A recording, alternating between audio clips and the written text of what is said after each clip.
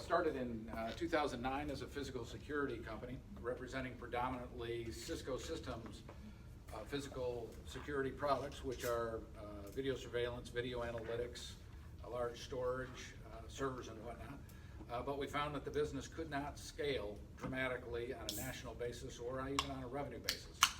And we felt that we were going to be locked into a regional type of business, and we didn't want that. So the invention or the introduction or the wide-scale acceptance of cloud computing and cloud management of devices was a game changer for us. So we decided to focus on wireless networking, and as we went out and started marketing the wireless products predominantly from Cisco and their subsidiary Meraki, we found that it was a very crowded space. A lot of people moving to wireless, but a lot of companies that are serving them, and identified that that was going to be a fairly low margin opportunity.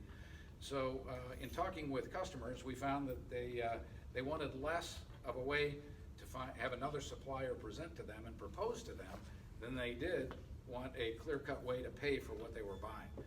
And with wireless, there's rarely a direct return on investment on that. So in talking with several folks on how we could do that, we came up with the idea that we could monetize one portion of that wireless network, namely the guest Wi-Fi portion.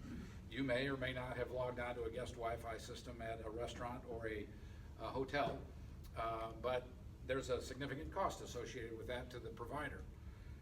And most of them provide no monetization. And so if we were able to just slice off a part of that, we figured that we could go back to them with a very strong return on investment discussion. And that's what our business model is based upon. If you came up the 405, you may have noticed a lot of billboards along the way.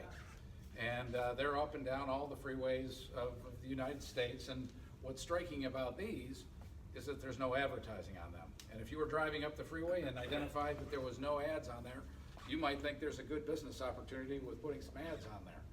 Well, our thinking was the same, but we looked at the phone as the vehicle to deliver the advertising. But what would be the value proposition associated with that to get it on par with the advertising that you would see on that billboard? Now, we think we have a significant advantage because when you drive by a billboard at 60 miles an hour, your comprehension is going to be very low, and you're probably going to see it for best case 2 seconds. And you may not retain that for more than 30 seconds after you drive by if you're focused on your driving. But we identified a place where people are willing to watch a video advertisement in exchange for a new value proposition, that being guest Wi-Fi. So we took that same mentality and drop it on the phone once people hit the accept and connect button, as you may have experienced yourself, and drive an advertisement right to their handheld device with no additional infrastructure cost, similar to what you might pay to put a billboard in, because each consumer already has invested in that. Now, the business problem that we're solving is that more and more consumers would like to have free Wi-Fi wherever they go. That may not be you folks in this room because this is a fairly affluent audience, but if you go to a consumer who goes to a fitness facility and he's very cautious of what his cell phone data charges are, you get a very, very different mentality about is there Wi-Fi available. The problem with it is they all ask for it, but they don't realize that there's a cost associated with it, and it's significant. If you have 300, 400, or 1,000 facilities, the cost for each one might be $700 to $1,000, if not more, for enterprise class, secure guest Wi-Fi. There's typically not an ROI involved in that, so it's a big give and take in the IT world as to why do we need it. It's for our customers. They've already got a data plan, but they all want it. So they risk losing their customers to go from one restaurant to another place that does have Wi-Fi. If you look at a traveling business person who might stop at a Starbucks, half the reason they do it is because most of them have free Wi-Fi. And the businesses lack a dedicated line item to take care of that expense. So our idea was to take a simple 15 or 30 second ad, very tolerable, and insert it into the guest Wi-Fi process, and then allow them to move into the internet access that they so desire. Now, along the way, we will collect recurring advertising revenue from the ad networks that we are partnered with. We dynamically pull one of those ads off their server and serve it to the customer in less than 1 second typically. We also collect and will be selling anonymous data that we compile, which is of great value to a great many types of marketing organizations. The give and take with our partners, who are the network hosts, is the fact that we will be sharing the revenues that we generate with them every month. So we're we're basically renting space on their network to present our advertising in exchange for giving them a check back that helps pay for the network expenditures that they likely have already made. We retain 50 to 80% of the revenues that are collected, so it represents a very high margin recurring revenue stream that we're in pursuit of. The market opportunity is created by the fact that mobile ads are growing from a 4% of advertising budgets up to 29% as soon as 2018, because everyone is staring at their phones nonstop now. So they're abandoning TV, and they're looking for a new place to make sure they get connections with the eyeballs. In 2014, expenditures were $50 billion, and next year they're going to, or excuse me, in 2015, they were estimated to be at $60 billion. Now our products, which are called Our Ads and Your Ads, are two separate flavors of the same type of process. But either one runs on new or existing wireless networks as long as they're not the consumer grade that you might install at your house. They're very simple to install as they don't involve any purchase of software or servers. So it's just a redirection into our cloud space to begin the connection that serves the video ads during the process. Exciting needs a C. That's exiting. In fact, it does. And now I know you're paying attention, so at least there's an upside in my spell checker, not grabbing me. I do a lot of editing. External and internal sourcing of ads accomplish two separate goals that I'll talk about in a second. And we are able to align with the customer goals. Some just want to pay for their network's hardware investment. Others want to take advantage of an on-premise advertising network. And you could think of a car dealership that might want to play a national car ad and land on an inventory page. Separate but equal business opportunities for us. Our Ads, which is where we find an advertiser either programmatically or with a direct relationship, is great for retailers who don't care what shows up on the phone. They just want to increase their revenues because they've had to spend so much. A fitness location, a restaurant, fast food, hotels, they are fairly indifferent to the login process, and it doesn't have much to do with their branding. However, if you go to the flip side of that is Your Ads, where we just store the ads for them and play them during connections from the cloud. A car dealer or a convention center who would like to resell that space to perhaps an exhibitor, every time an attendee at a trade show would log on, instead of looking at a lanyard or a literature bag, would now see a 30-second commercial on Sony's 10K TV that just got launched. See us at booth 100. Another very aggressive marketing play for that is at a casino who wants to promote either the flavor of their casino or the show or a new restaurant, and the landing page takes them right to a reservation page for a quick call to action. A stadium would like to take the ads off the scoreboard and put them right on the hands of the consumer sitting in the stadium. So the technology part of this is pretty straightforward. The consumer on a phone connects to a guest wireless access point, which is redirected from the central controller to our cloud servers. From there, we pull from any of a number of advertising networks that we set up relationships with, and they are serving up ads from all the types of consumer advertisers you would see on TV. They're sitting on servers as an inventory, and it's a real-time bidding system. So for 1,000 impressions of a video, at midnight we may only get $1. At noon we may get $30 for the same 1,000 plays. So it's a real-time system set up by, and the value is determined by the demographic of our very well-defined audience. The revenue opportunity is fairly dramatic. A mall chain with 70 locations that might see 5,000 visitors a day could see us generate a couple $100,000 a year for them to put back, or in total, which we would share with them, to put back toward the hardware investment that they may have in place already. It may also, if they have it on an operating lease, offset that monthly payment each and every month, depending on their traffic loading. You scale all the way down to, or all the way up to a restaurant that has 3,800 locations under 2 brand names that we're in discussions with right now, and they see 500 to 600 people per day in each of those 3,800 locations, so we get great foot traffic. A percentage logs on, that creates our impression counts, and that, in our estimate, at moderate per ad revenues, would get us to about $4 million total for the year. And that's pretty good for something that was generating 0 the day before we got there.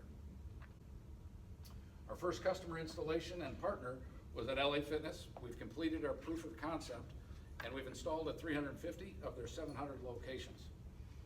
We're now conducting on average 60,000 logins per day for folks that are at the gym, and we just hit our highest yesterday, and 96,000 people were logged in successfully across the 350 locations. Very important to them because they're streaming audio nonstop, and if you work out 5 days a week, like I don't, you would probably consume your data plan in about 5 days at an hour per chunk. So it's a big deal in certain environments. In this configuration, at just one account, we've been producing almost 2 million video ads and 20 million display ads that show up on the landing page. At full tilt for these 350 locations, when we get the advertising linked successfully with all the advertisers we want, optimize the process, our estimate is that we'll generate about $30,000 per month. And it's a very conservative revenue share with the folks at LA Fitness due to their generosity. So far, complete positive customer feedback, and that was a big concern when we went in because they're very concerned about their brand being denigrated by advertising in an environment where people are paying to be there, but they're thrilled to have Wi-Fi, so it's a non-issue. Barriers to entry for us and competitors is that networking and advertising knowledge and that which it takes to get this all enabled is pretty rare traveling together. We lacked the second part of that pretty dramatically by our own admission. But that's what we wanted to jump into, and now we've got our nose broken many, many times over the last 6 months, and it's starting to get fairly straight at this point. And we think that we're right at the cusp of being able to now replicate this regularly.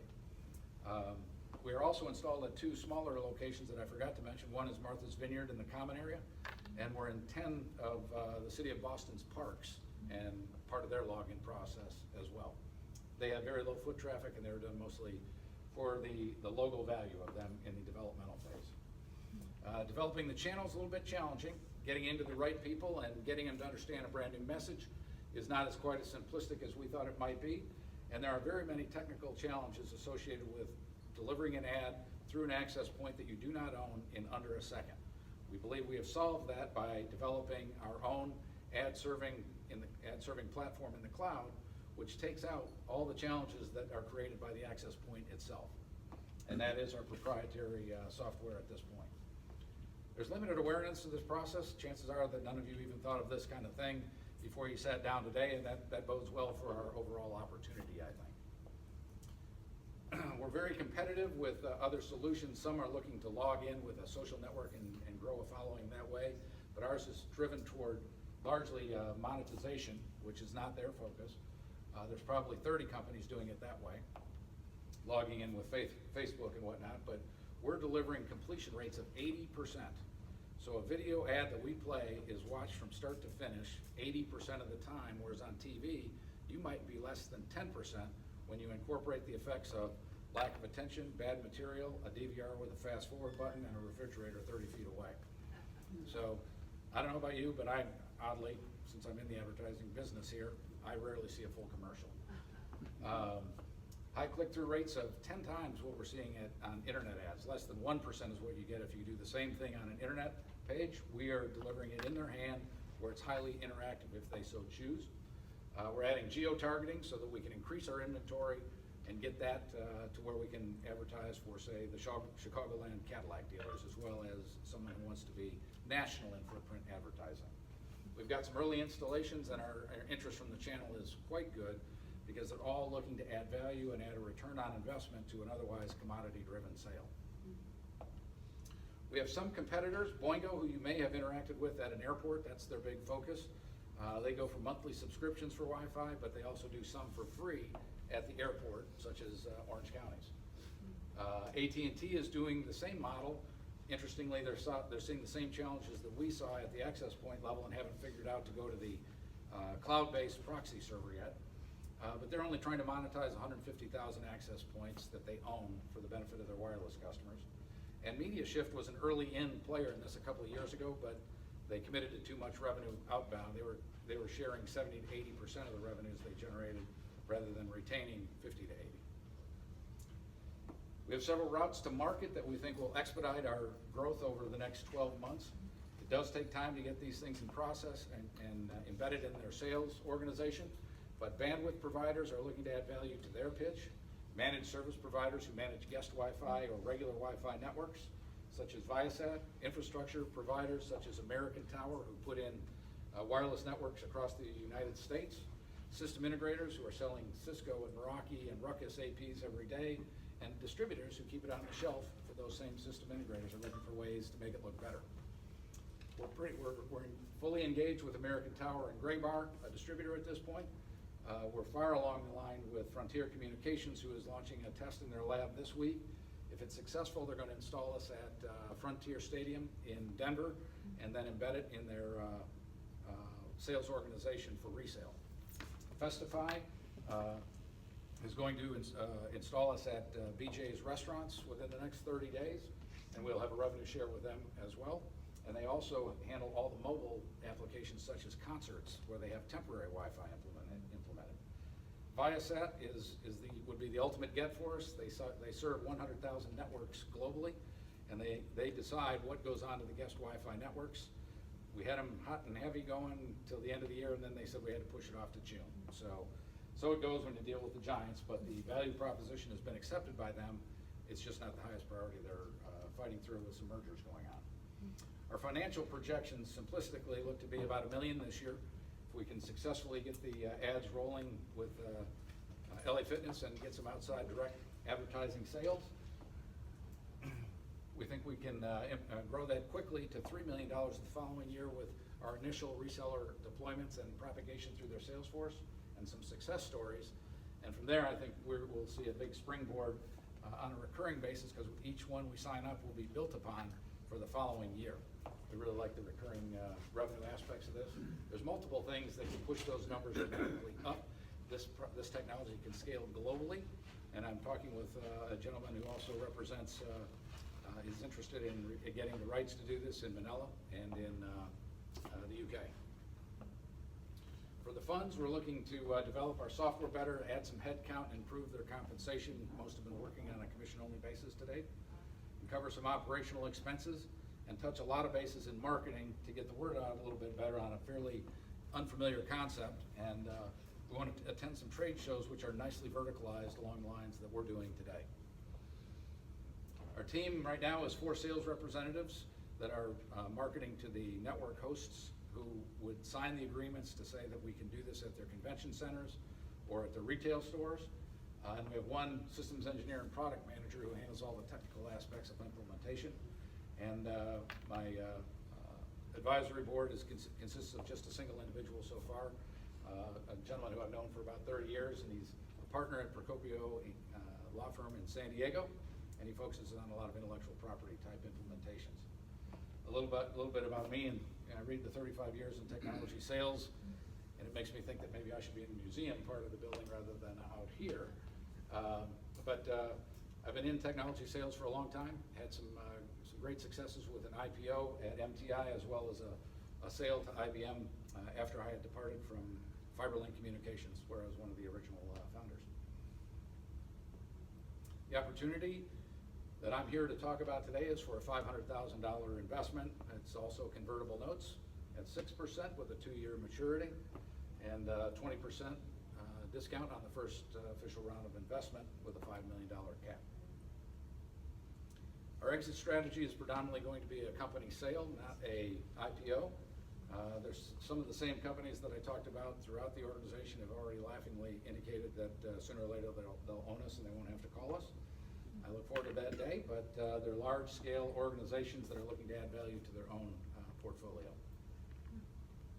If you'd like to see a little bit more about what guest Wi-Fi looks like, we have a 2-minute video on our homepage. And if you'd like to see a demo, you can go to activeads.net/demo.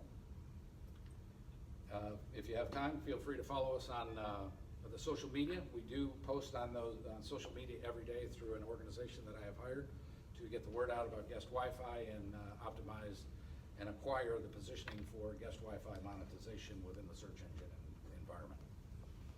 Any questions at this point?